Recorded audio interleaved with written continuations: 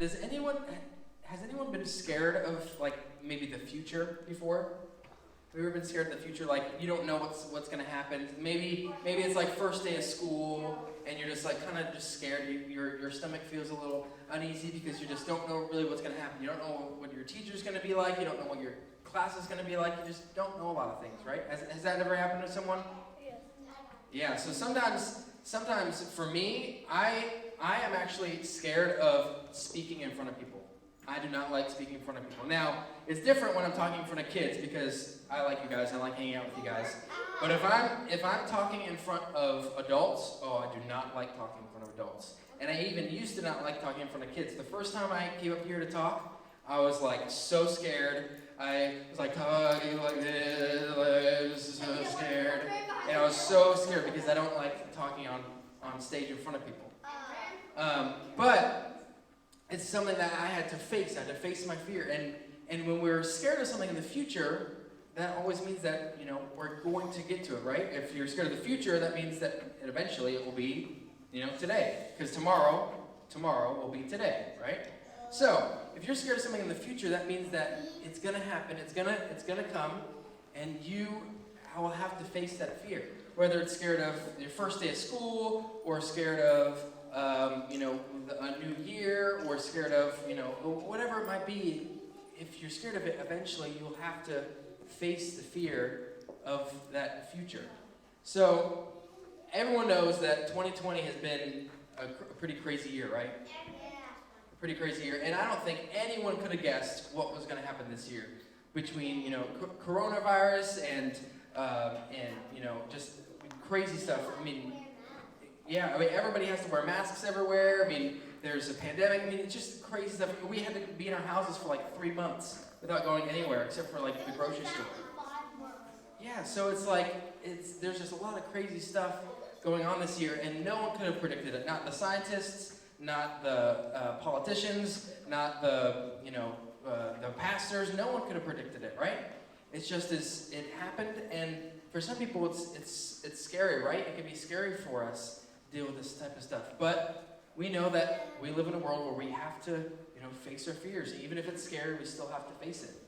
So we're going to be talking about a guy in the Bible named Daniel, okay?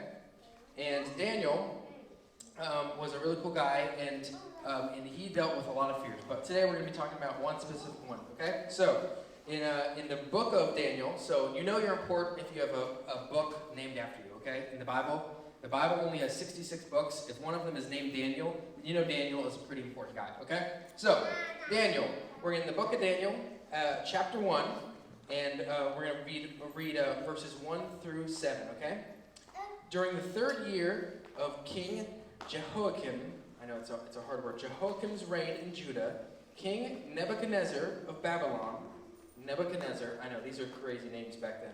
Nebuchadnezzar of Babylon came to Jerusalem and besieged it. Okay? That means he took it over. Alright? The Lord gave him victory over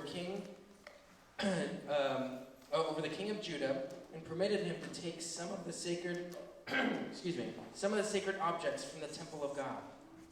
So Nebuchadnezzar took them to the land of Babylonia and placed them in a treasure house of his God. So there was the king of Judah, right? He had his own kingdom, and he had a lot of sacred stuff in his temple for God, and he believed in the same God that we believe in.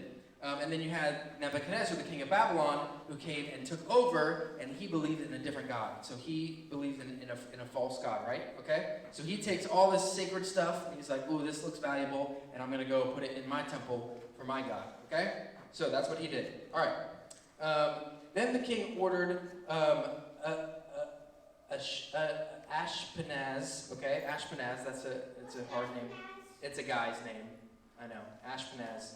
So one day when you have your own kids and you name your own kids, look up in the book of Daniel and be like, okay, I'm going to name my son Nebuchadnezzar and my daughter Ashpenaz, okay? All right, so that's what we're going to do. All right, that's what I'm doing. All right, his chief of staff, to bring to the palace some of the young men of Judah's royal family and other noble families who had been brought to Babylon as captives. Select only strong, healthy, and good-looking young men, he said. Make sure they are well versed in every branch of learning, are gifted with knowledge and good judgment, and are suited to serve in the royal palace. Train these young men in the language and literature of Babylon. Okay? So, they went to Babylon, they went to Judah, they took over the land, and then they took a bunch of these guys. They're like, okay, if you are a strong, healthy, good-looking, smart guy, then we're going to take you, we're going to throw you in a wagon, and take you to Babylon, and you're going to serve in the king's palace now. Okay? So, Daniel happened to be one of these guys, right? And that'd be pretty scary. Imagine if someone came over to your house and was like, this house is mine, and you are now mine. You're going to come work in my house, okay? Imagine if someone did that. That'd be pretty scary, right? Someone that spoke a different language than you, someone that had different beliefs than you, someone you didn't even know was just coming in and grabbing you saying, here, I'm going to take you, and here. You know, like when you're on the computer and you copy and paste? That's what they did, but with people, okay? So they literally took these people, they're like, here, take you, and put you over here. So they're going into a new environment where they don't know anyone, they don't know anything, all they have is the other people that went with them. That's all they know, okay? They don't even know what job they're going to be doing, all right? So in verses 5 through 7, it says, the king assigned them to a daily ration of food and wine from his own kitchens. They were trained to be there for 3 years, and then they would enter the royal service. Daniel, Hananiah, Mishael, and Azariah were 4 of the young men chosen, all from the tribe of Judah. The chief of staff renamed them with these Babylonian names. Daniel was called Belshazzar. Hananiah was called Shadrach. Mishael was called Meshach. And Azariah was called Abednego. Okay?